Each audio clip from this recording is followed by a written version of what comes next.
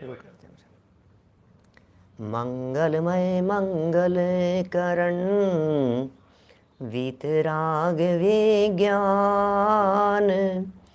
नमो ताहि जाते भये अरहंतादि महान। करि मंगल करि हो महा ग्रंथ करन के काज, जाते मिले समाज सब पावे निज पद राज, पावे निज पद राज। इस भव तरु का मूल एक, जानहु मिथ्या भाव, ताको करि निर्मूल अब करिए मोक्ष उपाव, करिए मोक्ष उपाव। मोक्ष मार्गस्य नेतारं भेत्तारं कर्म भूभृतां, ज्ञातारं विश्वतत्त्वानां वन्दे तद्गुणलब्धये, वन्दे तद्गुणलब्धये। मोक्ष मार्ग प्रकाशक ग्रंथ के आधार से हमारी यहाँ चर्चा 7वें अधिकार के अंतर्गत चल रही थी और आज एक विशेष आयोजन के अंतर्गत हम कुछ तत्वार्थ सूत्र को साथ में मिला करके चर्चा आप लोगों के बीच में करेंगे। मूल प्रकरण 7 तत्व संबंधी भूल का और तत्वार्थ सूत्र ग्रंथ 7 तत्वों का वर्णन करने वाला।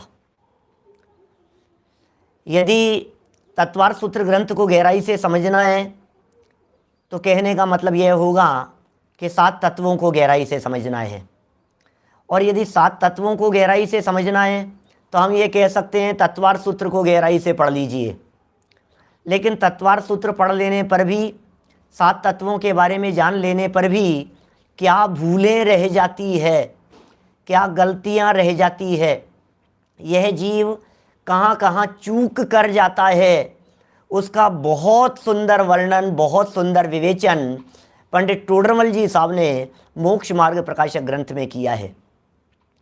मूल प्रकरण जो हमारा यहाँ नियमित चल रहा है उसमें जीव अजीव तत्व के अन्यथा स्वरूप की चर्चा हमें आज यहाँ करनी है। देखिए, तत्वार्थ सूत्र के जो 10 अध्याय कहे हैं उनमें प्रारंभ के 4 अध्यायों में जीव तत्व का वर्णन है, 5वें अध्याय में अजीव तत्व का वर्णन है, और 6ठे और 7वें में आश्रव का, 8वें में बंध तत्व का, 9वें में संवर और निर्जरा तत्व का, और 10वें अध्याय में मोक्ष तत्व का वर्णन है। सुनिए, हम आपको ये कहना चाह रहे हैं कि ये जो 7 तत्वों का वर्णन तत्वार्थ सूत्र में किया है ना, इनमें से शुरू के 5 अध्याय, 10 अध्यायों में से 5 अध्याय, उन 5 अध्यायों में जितना निरूपण किया है उन सारे निरूपण को भले ही ये गहराई से जाने, लेकिन तो भी कहीं ना कहीं कुछ चूक रह जाती है कि इसके प्रयोजन की सिद्धि नहीं होती। आखिर वे बातें क्या है, आखिर वह कौन सा प्रयोजन है, आखिर वो कौन सी बात है, आखिर वो कौन सी जगह है जिस जगह पर ये व्यक्ति चूक कर गया और इतना सब कुछ पढ़ लेने के बावजूद भी सम्यक दर्शन नहीं हुआ, मोक्ष मार्ग जीवन में प्रारंभ नहीं हुआ। आखिर हुआ क्या है ऐसा? मोक्ष मार्ग प्रकाशक ग्रंथ मेरे सामने विराजमान है, पेज नंबर 225 है, और इस 225 पेज पर पिछले 2 दिनों से मैं चर्चा कर रहा था भाव भाषण की। भाव भाषण क्या होता है? भाव भाषण मतलब फीलिंग, भाव भाषण मतलब जो बात कही जा रही है उस बात को सूक्ष्मता से समझें और अंतर की गहराइयों से शब्द के साथ विषय वस्तु का सुमेल करें, ये कहलाता है भाव भाषण। कही गई बात और जो बात कही गई है उस कही गई बात का जो भाव है सूक्ष्म रीति से, वो जिन शब्दों के माध्यम से या जिस बुद्धि के माध्यम से पकड़ में आवे, उस बुद्धि को भाव भाषण कहने में आता है। मैंने 20 एग्जाम्पल दे करके आपके बीच में ये सब चर्चा की है।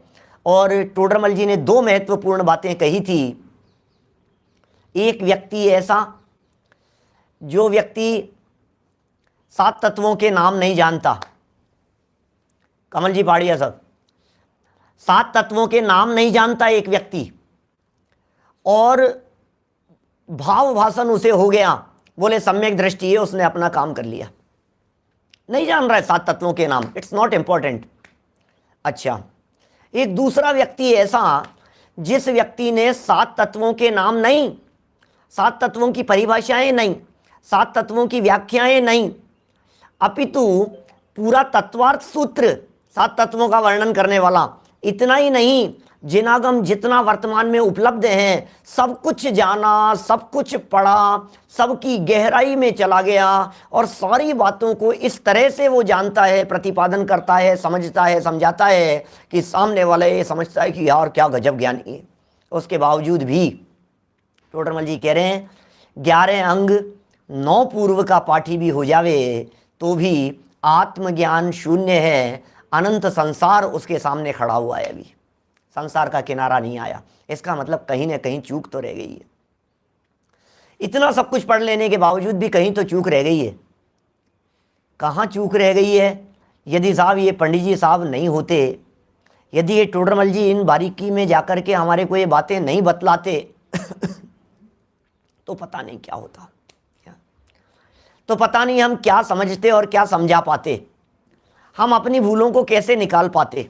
देखिए, एक एक शब्द पढ़ता हूँ, हमारे पास में तत्वार्थ सूत्र का बेस भी है अपने उपयोग में और मोक्ष मार्ग प्रकाशक भी है।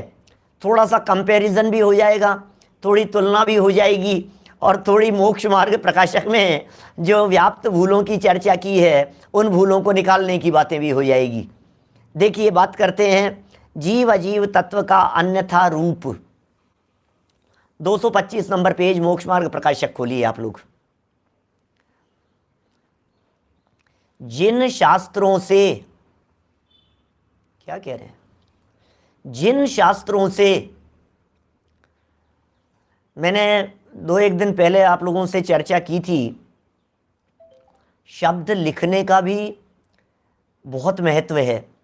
शब्द कैसे लिखा जाता है उसकी भी अपने आप में बहुत वैल्यू है। एक शब्द आया था पिछले पेज पर 224 पर, अर्थशास्त्र, ऐसा शब्द आया था। अर्थ और शास्त्र बगल वाले पेज पर था 224 पर, नीचे लास्ट पैराग्राफ की फर्स्ट लाइन है, अर्थशास्त्र। अब इनके बीच में जो गैप दिया है ना, ये गैप यदि नहीं होता तो अर्थशास्त्र हो जाता, इकोनॉमिक्स हो जाता भाई साहब। यदि इनके बीच में गैप नहीं होता तो, और गैप हो गया तो अर्थ माने तो है प्रयोजन, अर्थ माने है मतलब, अर्थ माने है उसके बात को समझना, और शास्त्र माने है शास्त्र। अब देखो, वहां तो अलग अलग किया था, यहां जिन शास्त्रों शब्द को जोड़ा गया है। यदि जिन और शास्त्रों को अलग अलग कर दिया जाता तो फिर होता भाई जिन शास्त्रों के अंदर ऐसी ऐसी बातें हैं ना, जिन शास्त्रों में ऐसी बातें कही हो, जिन शास्त्रों में ये बातें बतलाई गई हो, जिन शास्त्रों में, लेकिन नहीं, वो नहीं है। यहां जिन शास्त्र शब्द का अर्थ है जैन शास्त्र। जिन शास्त्र का अर्थ है जिनेंद्र भगवान द्वारा प्रारूपित शास्त्र। जिन और शास्त्र अलग अलग नहीं है। यहां जिन शास्त्र के ऊपर एक माथा लगाया है।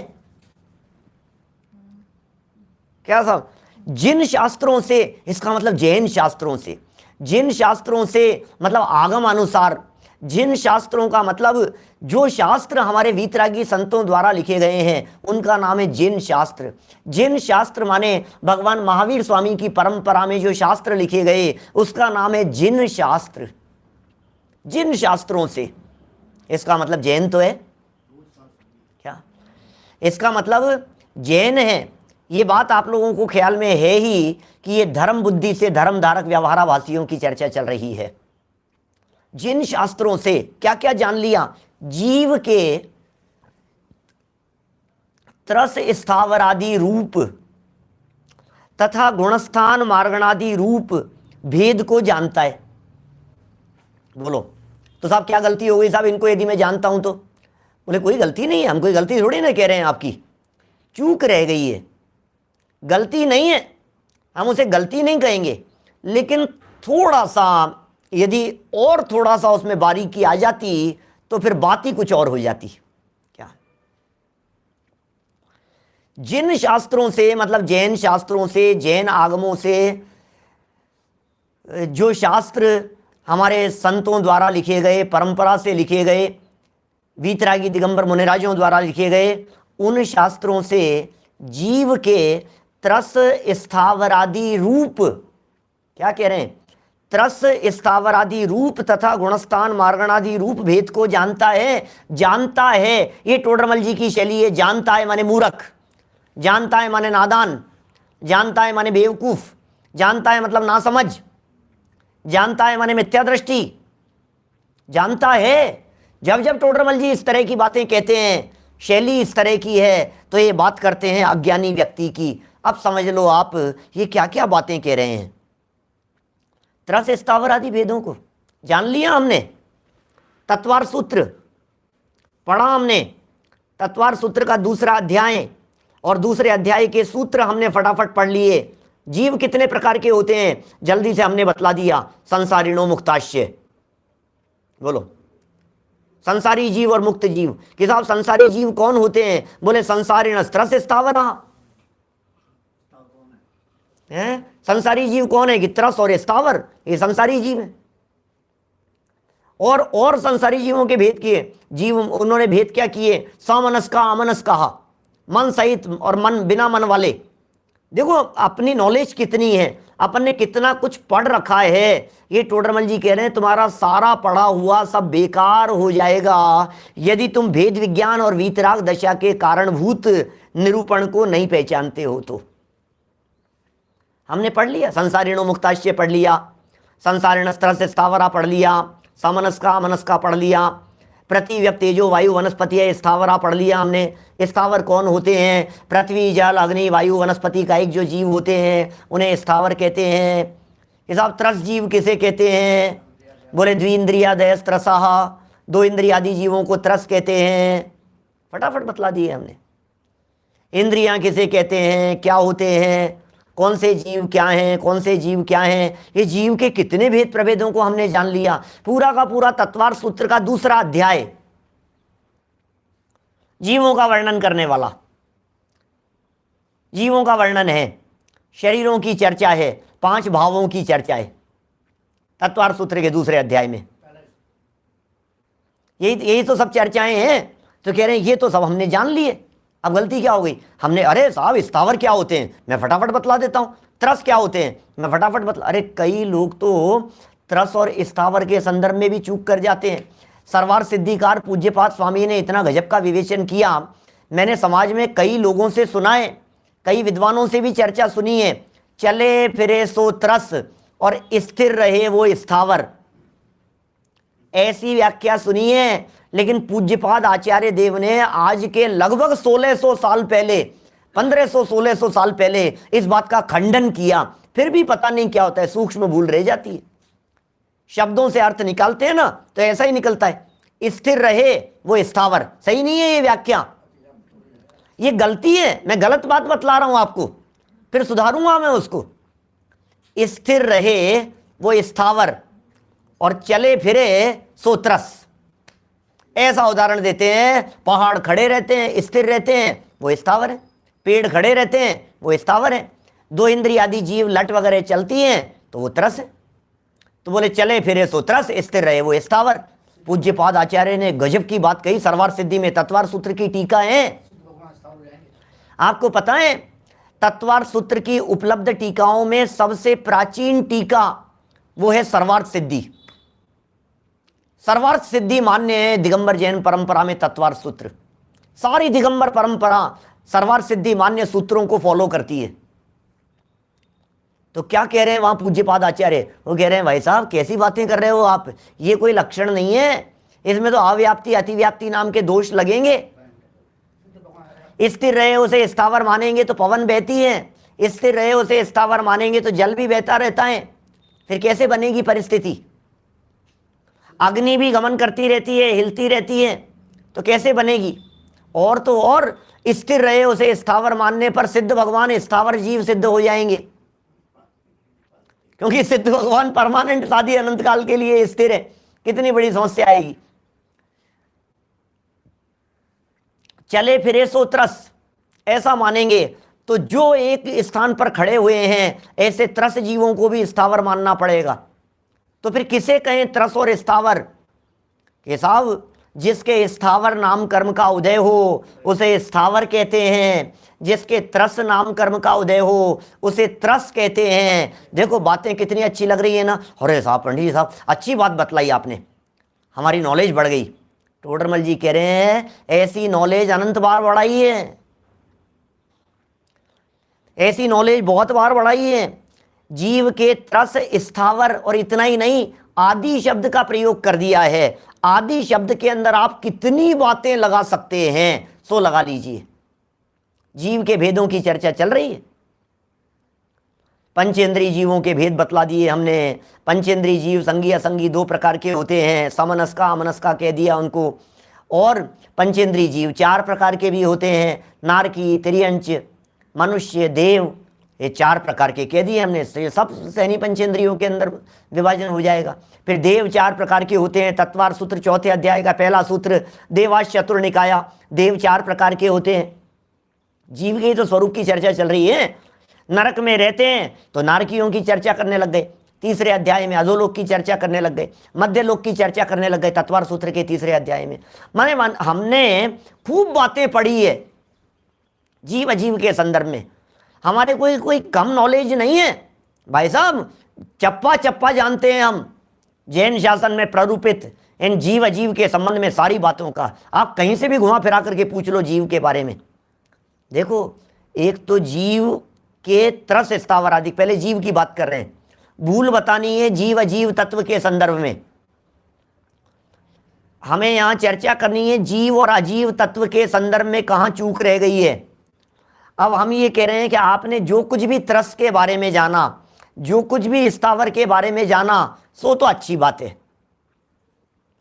लेकिन बोले इसकी तीसरी लाइन पढ़ो, इसी पैराग्राफ की 225 पेज पर जो पढ़ रहे हैं, इसकी तीसरी लाइन, अध्यात्म शास्त्रों में भेद विज्ञान को कारणभूत व वीतराग दशा होने को कारणभूत जैसा निरूपण किया है वैसा नहीं जानता। ये गड़बड़ हुई, बोलो क्या करें? क्या कह रहे हैं? अध्यात्म शास्त्रों में, यह अध्यात्म शास्त्र का क्या चक्कर है? इसका मतलब शास्त्र भी दो प्रकार के हैं क्या? ऊपर लिखा था जिन शास्त्र, फर्स्ट लाइन में जिन शास्त्र, और थर्ड लाइन में लिखा अध्यात्म शास्त्र। तो ये जिन शास्त्र और अध्यात्म शास्त्र ये क्या दो प्रकार के शास्त्र हैं क्या हमारे यहाँ जैन परंपरा में? हमने तो सुना ही नहीं कभी। हमने इतना तो सुना है कि हमारे यहाँ जैन परंपरा में शास्त्र जो हैं वो चार भागों में विभाजित हैं, प्रथमानुयोग, चरणानुयोग, करणानुयोग और द्रव्यानुयोग। ये तो हमने सुना था, ये कोई नई बात सुनने को मिल रही है। जिन शास्त्र और अध्यात्म शास्त्र, जिन शास्त्रों से और जिन शास्त्रों में ही कुछ जो विशेष बातें हैं जो आत्मा के लिए प्रयोजनभूत है, जो अपने लिए प्रयोजनभूत है, जिससे हमारे सुख दुख का संबंध है, जिससे हमारे मोक्ष मार्ग का संबंध है, ऐसे अध्यात्म शास्त्रों में क्या मिलेगा? बोले भेद विज्ञान की चर्चा। भेद विज्ञान को कारणभूत, वह दो शब्द दिए हैं, दूसरा शब्द दिया वीतराग दशा होने को कारणभूत, जैसा निरूपण किया है वो नहीं पहचान रहा है। इसका मतलब शास्त्रों से गुणस्थान तो जान लिए, लेकिन गुणस्थान पढ़ करके भेद विज्ञान को नहीं जाना। शास्त्रों से मार्गणा स्थान तो जान लिए, लेकिन मार्गणा स्थान पढ़ करके भेद विज्ञान को नहीं जाना। तत्वार सूत्र का 9वां अध्याय, क्या उस 9वें अध्याय के आधार पर सब फटाफट बोल देता है, परिचयों की चर्चा कर देता है। सय, गुप्ती, समिति, धर्म, अनुप्रेक्षा, परिचय, जय, चारित्रयी, फटाफट बातें करता है। गुप्ती क्या होती है, समिति क्या होती है, परिचय क्या होता है, चारित्र क्या होता है, 22 परिचयों के नाम बतला देता है। ध्यान की चर्चाएं कर लेता है, श्रेणी की चर्चाएं करने लग जाता है, गुणस्थान की चर्चाएं करने लग जाता है। सब कुछ तो जान लिया, अब क्या बाकी रह गया? सब कुछ तो जाना, लेकिन आत्मा को जाना या नहीं जाना, ये बतलाओ। सब तो जान रहे हैं, शास्त्र तो पढ़ लिए, नॉलेज तो बढ़ा रहा है, नॉलेज खूब बढ़ गई है, इतनी नॉलेज बढ़ गई है कि सब बातें जान रहा है, लेकिन आत्मा को जाना या नहीं जाना, ये बतलाइए। प्रयोजनभूत बात जानी या नहीं जानी, गुणस्थान को जाना, लेकिन गुणस्थान अतीत भगवान आत्मा को जाना या नहीं जाना, ये बतलाओ। ये साहब वो तो नहीं जाना मैंने, तो बोले तेरा गुणस्थान का जानना कुछ कार्यकारी नहीं है। और आत्मा को जान लिया और गुणस्थान नहीं जानता हो तो बतलाइए उसका गुणस्थान बढ़ेगा या नहीं बढ़ेगा। क्या कह रहे, सोचो जरा। अब क्या कह रहे, आत्मा को ये व्यक्ति जान रहा है, इसने आत्मा को जान लिया, इसने आत्म तत्व का अवलंबन कर लिया। अब ये व्यक्ति गुणस्थान के बारे में नहीं जानता, बिल्कुल नहीं जानता, तो इस व्यक्ति का गुणस्थान बढ़ेगा या नहीं बढ़ेगा? बढ़ जाएगा। गुणस्थान बिना जाने भी गुणस्थान बढ़ जाएगा। इसका मतलब गुणस्थान जानते जानते कभी आत्मा जानने में नहीं आएगा, लेकिन आत्मा जिसने जान लिया उसके सब विषय जानने में आ जाएंगे। बोलो, गुणस्थान अतीत हो जाएगा। ये जो बातें पंडित जी साहब यहाँ कह रहे हैं, जो बातें बताना चाह रहे हैं, इन बातों में कितनी गहराई है। गुणस्थान मार्गणादि रूप, गुणस्थान मार्गणा, अरे मार्गणाओं की और गुणस्थानों को तो कंपैरिजन करके साथ में जोड़ करके जो प्ररूपणाओं की चर्चाएं धवलादिक ग्रंथों के अंदर की गई है, तत्वार्थ सूत्र के सर्वार्थ सिद्धि ग्रंथ की बात करता हूं, उसकी टीका सर्वार्थ सिद्धि नामक टीका में तत्वार्थ सूत्र का पहला अध्याय, पहले अध्याय का सूत्र नंबर 7 और सूत्र नंबर 8, 7वां और 8वां सूत्र पहले अध्याय का। और क्या सूत्र हैं उसमें?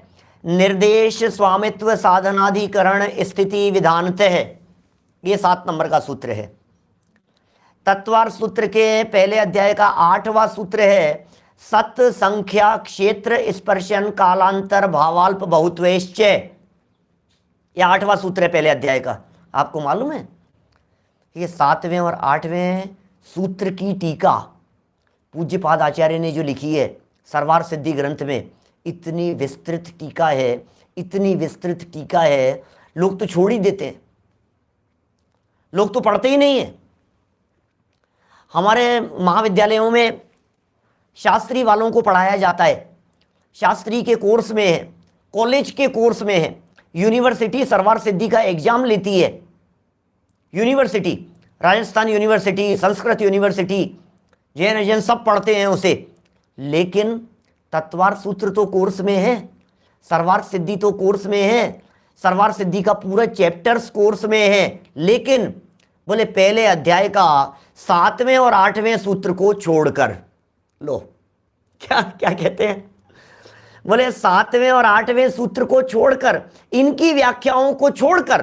बोले यार ये क्या बात है यार, इनको क्यों छोड़ने की बात करते हो आप? इसलिए छोड़ने की बात करते हैं कि इनमें ये गुणस्थान मार्गणादिक का सूक्ष्म रीति से वर्णन है। जो शब्द दिया ना टोडरमल जी साहब ने, इनको जानता है। अरे उसको पढ़ाने वाले लोग नहीं है, उसको पढ़ने समझने वाले लोग नहीं है। विशेषकर 8वें सूत्र की टीका की बात करता हूं।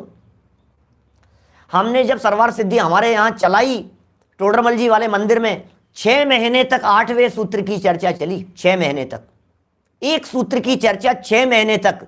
7 डेज वीक चलता था, वीकली नहीं चलती थी क्लास, 7 दिन चलती थी। 6 महीने मतलब लगभग 180-200 दिन करीब चली है वो चर्चा। आप सोच सकते हैं उसमें क्या चर्चाएं होगी। गुणस्थानों की चर्चाएं हैं, मार्गणा स्थान की चर्चाएं। गई इंदिये सुखाए योगे वेदे कषाय नाणे संयम दल संलेश्या भविया सम्मत सन्नी आहारे, ये सूत्र है। गोमट सार की गाथा है ये, गोमट सार जीव कांड की क्या गाथा है ये? गई इंदिये सुखाए योगे वेदे कषाय नाणे संयम दल संलेश्या भविया सम्मत सन्नी आहारे, 14 मार्गणाओं के नाम है इस गाथा में।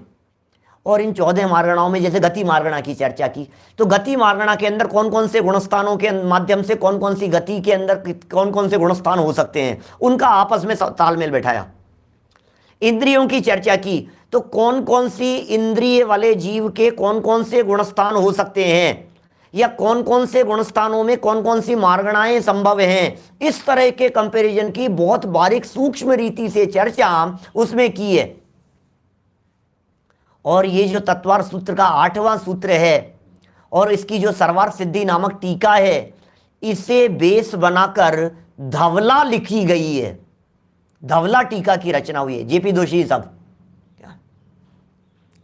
धवला टीका की रचना हुई है इस सूत्र के आधार पर। माने ये क्या दमदार सूत्र होगा जिसमें ऐसी व्याख्या की है। ऐसे कर्णानुयोग के पढ़ने वाले, पढ़ाने वाले, व्याख्या करने वाले भले ही बहुत दुर्लभ हो, क्या भले ही बहुत दुर्लभ हो, लेकिन उसके बावजूद भी ऐसे विरले जीवों के चित्त में भी क्या भूल रह जाती है। वो टोडरमल जी कह रहे हैं वेद विज्ञान की बात को नहीं समझ पाता है, गुणस्थान की चर्चाएं बहुत करता है। वेद विज्ञान नहीं निकाल पाया, इसमें वीतराग दशा होने के कारणभूत बात नहीं निकाल पाया, मार्गणाएं नहीं निकाल, मार्गणाओं की चर्चा तो की, लेकिन उन मार्गणाओं में गति नाम कर्म अलग है, शरीर नाम कर्म अलग है, इंद्रियां मुझसे भिन्न है और मैं इंद्रियों से भिन्न एक चैतन्य तत्व, न्यारा निराला तत्व हूं, इस बात को नहीं पहचान पा रहा है। अध्यात्म शास्त्रों में ऐसे शब्द का प्रयोग किया। देखो, अपने यहां जैन परंपरा में उपलब्ध शास्त्रों को 2 भागों में बांटा जा सकता है। एक को कहेंगे हम आगम और दूसरे को कहेंगे अध्यात्म। आगम और अध्यात्म, इन 2 भागों में हम बांट सकते हैं। तो जितने धवलादिक ग्रंथ हैं, जितने कषाय पाहुड़ वगैरह हैं, तिलोय पंडिती, त्रिलोक सार आदि जितने ग्रंथ हैं, घूमट सार आदि जितने ग्रंथ हैं, उन सबको नाम दिया गया है आगम। और जो समय सार आदि ग्रंथ हैं उन्हें कहा गया है अध्यात्म। एक आगम के ग्रंथ और एक अध्यात्म के ग्रंथ, एक आगम के शास्त्र और एक अध्यात्म के शास्त्र।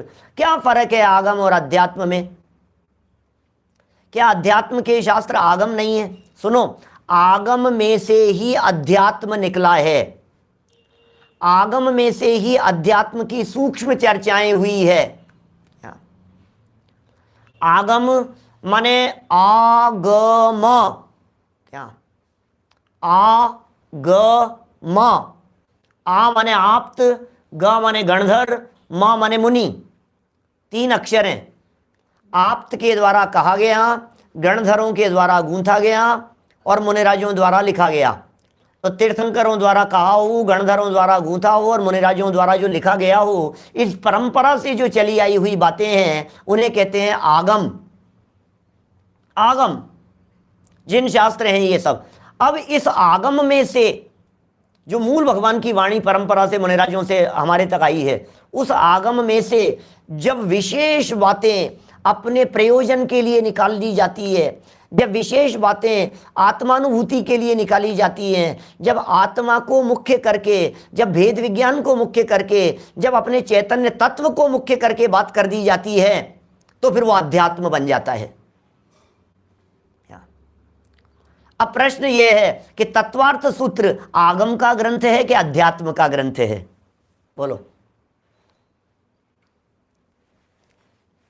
तत्वार्थ सूत्र आगम का ग्रंथ है कि अध्यात्म का ग्रंथ है?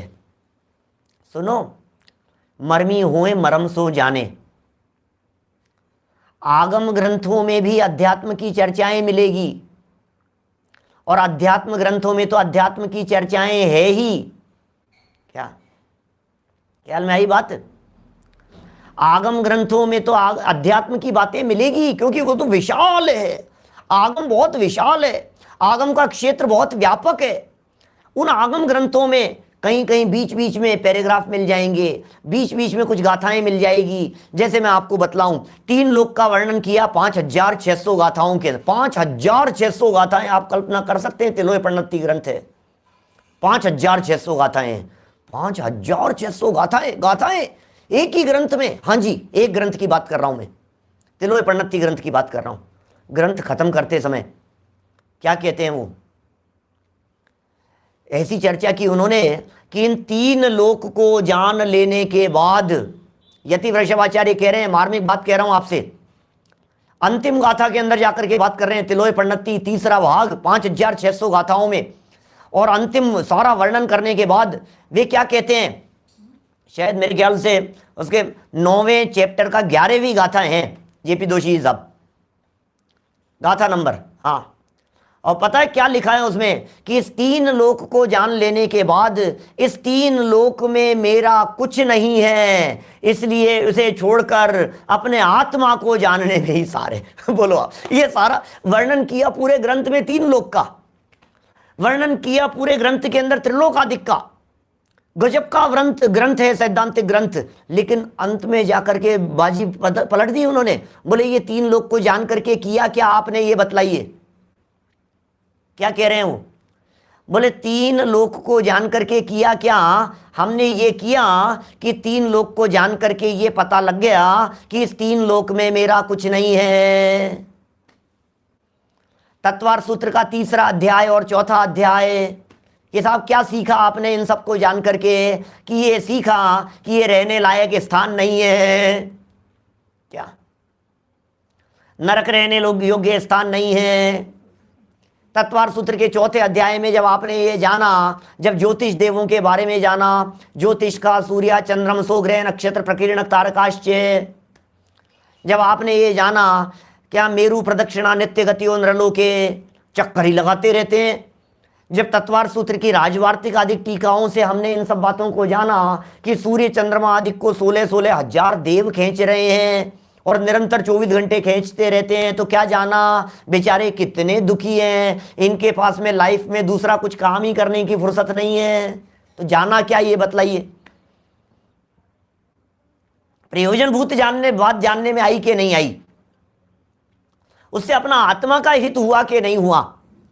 तो तत्वार्थ सूत्र पढ़ करके प्रयोजन निकाल लिया तो आपके लिए वो अध्यात्म का काम कर गया। त्रिलोक सार पढ़ करके प्रयोजन निकाल लिया तो काम हो गया। गोमठ सार पढ़ करके प्रयोजन निकाल लिया तो काम हो गया। लेकिन इन ग्रंथों को पढ़ करके भेद प्रभेदों में और इधर उधर ही यदि उलझा रह गया, सिर्फ नॉलेज बढ़ाई, ज्ञान बढ़ाई, तो टोडरमल जी यहाँ निषेध कर रहे हैं, बोले तू तो जीरो है, कुछ काम नहीं आएगा तेरा, खत्म हो जाएगा। आगम आगम आगम है ये सब, और इनमें से निकली चर्चा अपने लिए वो है अध्यात्म। समय सार में मूल आत्मा की चर्चा है, इसलिए वो अध्यात्म ग्रंथ है। प्रयोजन की चर्चाएं, नियम सार में मूल प्रयोजन की चर्चाएं हैं, इसलिए वो अध्यात्म ग्रंथ है। ख्याल में आ रही है बात। और जगह से प्रयोजन निकालना पड़ता है, वो आगम है। तो आगम पढ़ें कि अध्यात्म पढ़ें, पढ़ो सब, निषेध किसी का नहीं है, लेकिन प्रयोजन किस बात से हासिल होगा वो कला सीख लो। वो कला सिखाने की बात कर रहे हैं टोडरमल जी साहब। खूब पढ़ा, खूब सुना, खूब समझा, लेकिन इनसे अपना क्या प्रयोजन सिद्ध हुआ ये बतलाइए। कि साहब फटाफट फटाफट भेद प्रवेश सब सुना दिए हमने, तो सुना तो दिए, कह रहे हैं यहाँ। अभी मैंने सिर्फ जीव की चर्चा की है आपके बीच में, अब अजीव तत्व संबंधी सेकंड लाइन देखिए इसी भूल में।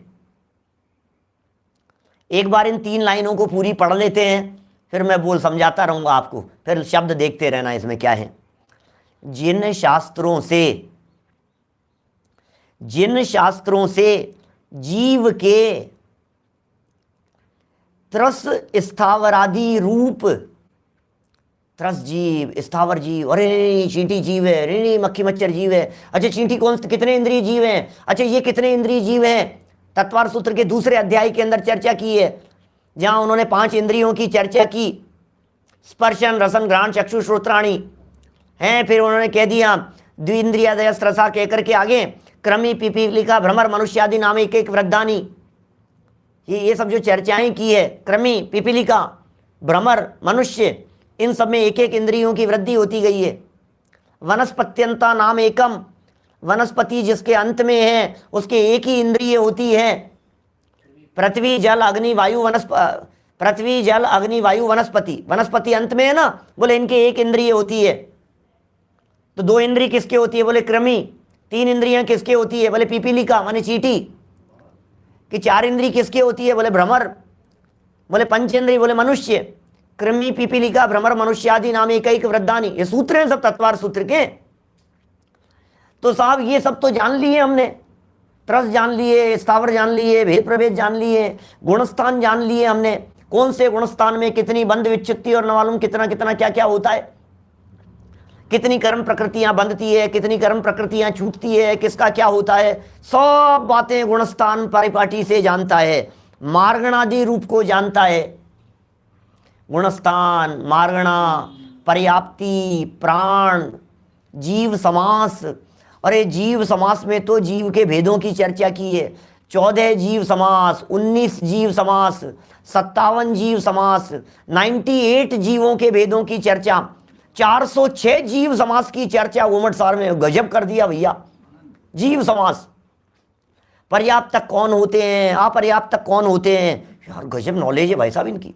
इनसे मैंने पूछा समूर्छन जीवों के संदर्भ में, उन जीवों के संदर्भ में, निगोदिया के जीवों के संदर्भ में, सूक्ष्म बादर के संदर्भ में, क्या गजब नॉलेज है भाई साहब। गाथा ऐसे बताते हैं, आपको क्या बतलाऊं, टू दी पॉइंट बात करते हैं फटाफट फटाफट। तो ये कह रहे हैं इन भेदों को तो जानता है, ये तो जानता है, हमें पता है, इनमें कोई बहुत बड़ा काम नहीं हो गया। आगे बताओ और क्या जानता है। कि साहब ये जानता हूँ, और क्या जानता है, ये भी जानता हूँ, और क्या जानता है, ये भी जानता हूँ। ये तो सारी बातें कह दी जीव के बारे में। तत्वार्थ सूत्र के 4 अध्याय हो गए साहब। यहाँ ये जो पहली लाइन संबंधी भूल की चर्चा टोडरमल जी करना चाह रहे हैं, जानता है, ये टोडरमल जी कह रहे हैं तत्वार्थ सूत्र के पहले अध्याय को अच्छे से जानता है, तत्वार्थ सूत्र के दूसरे अध्याय को अच्छे से जानता है, तत्वार्थ सूत्र के तीसरे अध्याय को अच्छे से जानता है, तत्वार्थ सूत्र के चौथे अध्याय को अच्छे से जानता है। बात हो गई पहली लाइन। अब दूसरी लाइन सुनो। अजीव के पुद्गल आदि भेदों को तथा उनके वर्णादि विशेषों को जानता है। मैं ये कह सकता हूं इस लाइन में तत्वार्थ सूत्र के 5वें अध्याय को बहुत गहराई से जानता है। आ गई ना ये चर्चा। अजीव के पुद्गलादि भेद, चेड़ाला की लाइन बोलता हूं। चेतनता बिन सो अजीव है, पंच भेद ताके हैं, पुद्गल पंच वर्ण, ये लिखा इसमें आगे, उनके वर्णादि विशेषों को जानता है। पुद्गल पंच वर्ण, रस गंध 2, फरस वसु जाके हैं। जिये पुद्गल को चलन सहाई धर्म द्रव्य, जिये पुद्गल को चलन सहाई धर्म द्रव्य, अनुरूपी और तिष्ठत होय अधर्म सहाई, जिन बिन मूर्ति निरूपी। कितना सुंदर वर्णन कर दिया। अच्छा, चेतनता बिन सो अजीव है, पंच भेदता के हैं। चेतनता के बिना जो है वो 5 भेद हैं, पुद्गल, धर्म, अधर्म, आकाश, काल। फिर पुद्गल क्या होता है, बोले तत्वार्थ सूत्र के सूत्र में कह दिया, स्पर्श रसगंध वर्णवंत है पुद्गलाहा, रूपीण है पुद्गलाहा। जान लिया साहब, पुद्गलों को जान लिया हमने। और पुद्गलों के बारे में आप क्या कह सकते हो, तो पुद्गलों के उपकार बतला दिए। शब्द बंध सौक्ष्म स्थौल्य संस्थान भेद तमस्याया तपोद्योतवंतश्च 5वें अध्याय में खूब पुद्गलों के बारे में बतला दिया, जान लिया। अण्वय स्कंदाश्य, अणु और स्कंद, बंध पद्धति को जान लिया।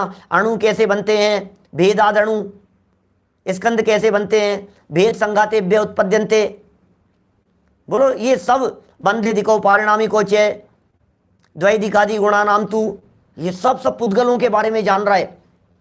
कैसे जुड़ते हैं, कैसे छूटते हैं, खूब जाना, खूब पढ़ा हमने पुद्गलों के बारे में। धर्म द्रव्य के बारे में कि हाँ साहब गति हेतुत्व लक्षण वाले, धर्मा धर्मयो कृत्स्ने, क्या बोलो, गति स्थिति उपग्रहो धर्मा धर्मयो और उपकार है। ये सब सूत्र हैं 5वें अध्याय के, जान लिया साहब हमने।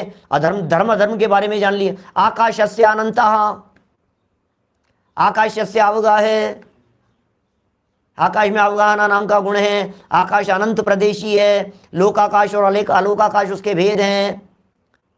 वर्तना परिणाम क्रिया परत्वा परत्वेश कालस्य, निश्चय काल, व्यवहार काल। क्या बात बताएं भाई साहब, सब जानता है यार, गजब नॉलेज है भाई साहब इनको तो। कितने कालाणु हैं, उनकी संख्या 100 अनंत समय है। निश्चय काल क्या होता है, नियत वर्तना, निष्दिन सो व्यवहार। ये टोडरमल जी कह रहे हैं अजीव के पुद्गलादि भेदों को, अजीव के पुद्गलादि भेदों को तथा उनके वर्णादि विशेषों को, फरस यानी स्पर्श, वर्ण आदि स्पर्शों को, विशेषों को, किसके कितने कितने भेद हैं, स्पर्श के कितने, रस के कितने, गंध के कितने, वर्ण के कितने, शब्द भी पुद्गल है, इसे भी जान रहा है। लेकिन पुद्गल जान रहा है तो पुद्गल जान करके इनको अपने से भिन्न जाना क्या? क्या? पूरे तत्वार्थ सूत्र के ऊपर मेरे शुरू से आखिरी तक व्याख्यान है। 5वें अध्याय पर जो व्याख्यान किए,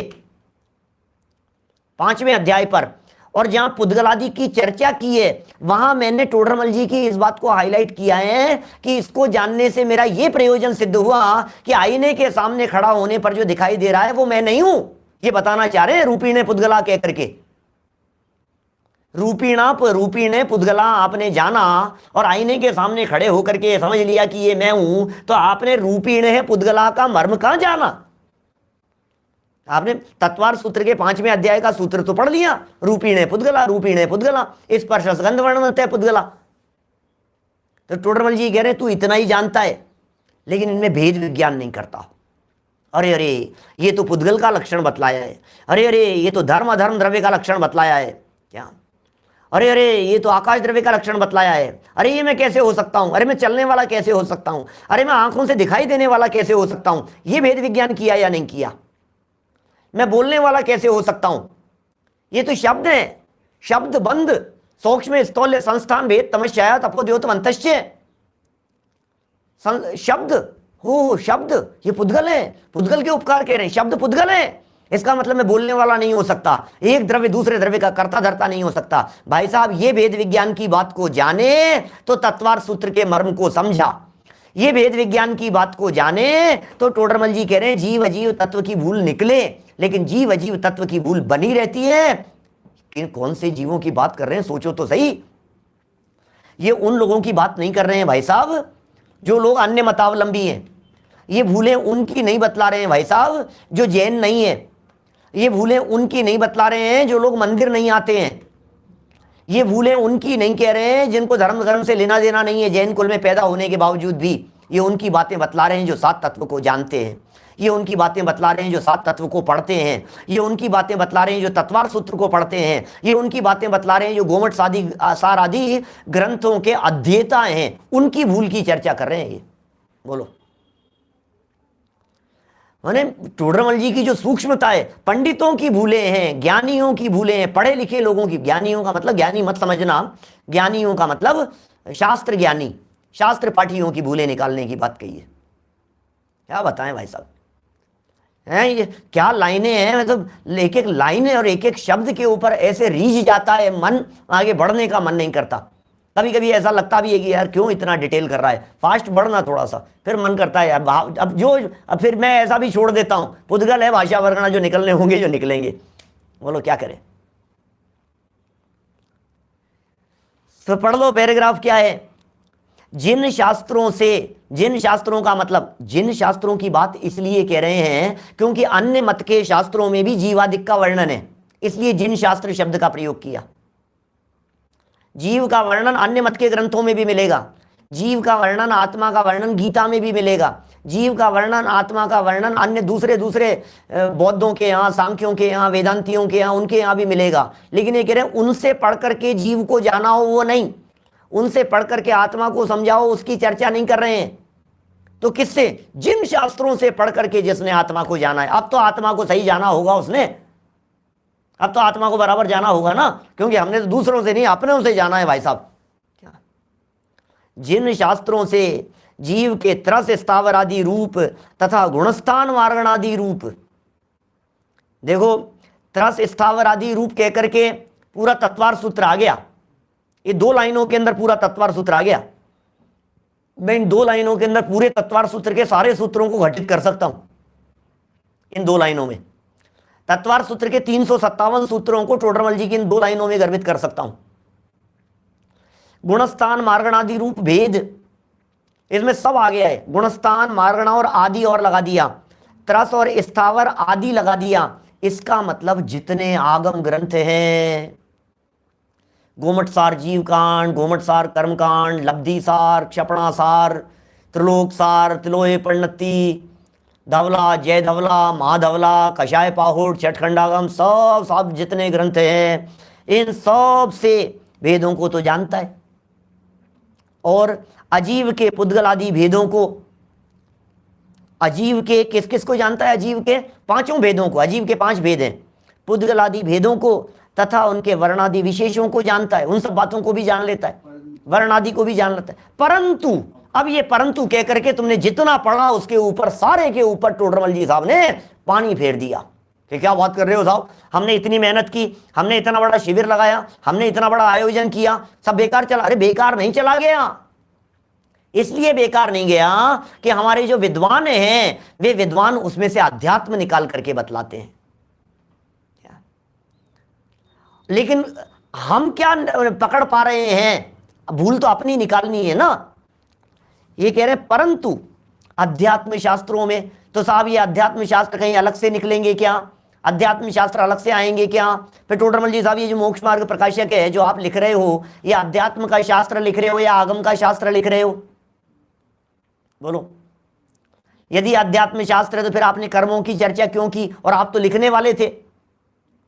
पेज नंबर 32 पर आपने लिखा है ऐसा कि इसका विशेष वर्णन आगे करेंगे, तो फिर ये कर्म सिद्धांत का कर्म अधिकार में करेंगे।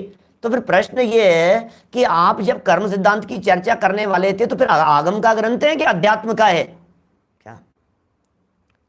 बोले भाई बात तो आगम की करके भी प्रयोजन की करनी है। दृष्टि प्रयोजन पर हो तो तुम कुछ भी पढ़ो, कोई दिक्कत नहीं है, और दृष्टि यदि प्रयोजन पर नहीं है तो तुम कुछ भी पढ़ो, कुछ हासिल होने वाला नहीं है। क्या ऐसा है? तो अध्यात्म शास्त्रों में भेद विज्ञान को कारणभूत, वे वीतराग दशा होने को कारणभूत, ये क्या है भाई साहब? भेद विज्ञान को कारणभूत ये क्या चीज होती है? वीतराग दशा होने को कारणभूत जैसा निरूपण किया है वैसा नहीं जानता। अब ये क्या शब्द हैं ये? भेद विज्ञान को कारणभूत, वीतराग दशा होने को कारणभूत, और इसी जीव अजीव तत्व के संदर्भ में और क्या क्या भूलें पंडित जी साहब ने बतलाई है, जहां हमारे चूक होने की संभावना है, उसकी चर्चा को कल हम यथा समय आगे बढ़ाएंगे। अभी की बात को तो हम यहीं विराम देते हैं।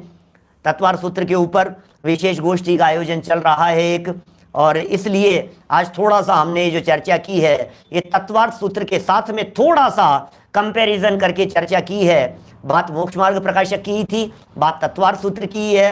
अरे भाई साहब बात तो सारे जिनागम की है, कहीं से भी उठा करके देख लीजिए। हम सब अपना प्रयोजन सिद्ध करें, इसी मंगल भावना से बात को यहीं विराम देता हूँ।